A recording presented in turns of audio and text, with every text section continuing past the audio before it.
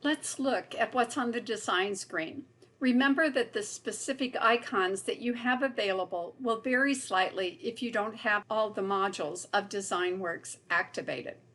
At the top of the screen, you will see the title bar. Next is the main menu. There are drop-down menus that provide options for editing and setting up the software. Most of the items in the menu are also accessible through shortcut icons on the screen. Under the menu bar, there are icons that include general window icons such as Open File, Cut, Copy, Paste, Undo, and Redo. Beyond these icons, there are icons that control the view on the screen. Next are the icons of Trim, Weld, and Intersect, and the last icons are used for arranging and spacing. The final icons control the mode or view of the screen. You don't need to worry about these icons since almost 99.9% of the time you will be in draw mode. This is the mode where you can edit the design. The design area is where the design is displayed. You can have many different designs opened at a time. There are rulers at the top and the side of your screen.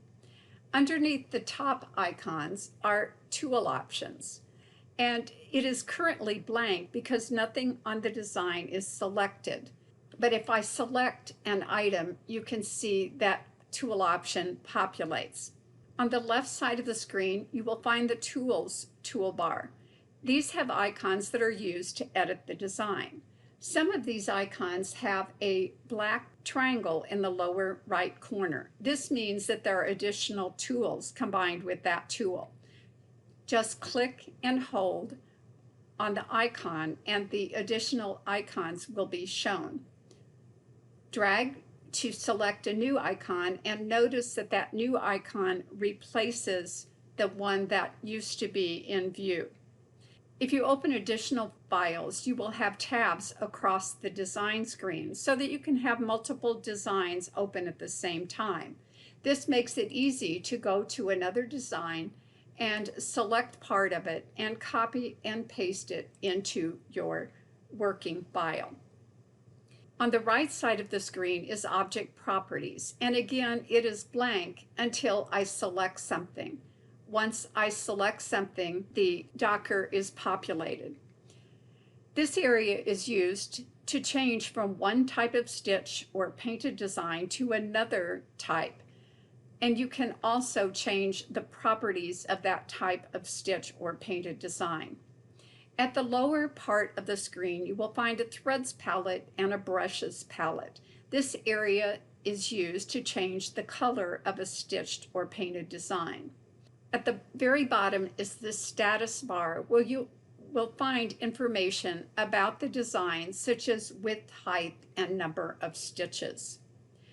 The Sequence Manager shows you the stitching order of the design. This Docker has a lot of information and it will be covered in detail in a later video. If any of the toolbars disappear because they were accidentally closed, you can reopen them by going to View, Toolbars, and making sure that there is a check by the toolbar that you are missing. Sequence Manager is not listed in the toolbars, but it has its own listing in the View menu.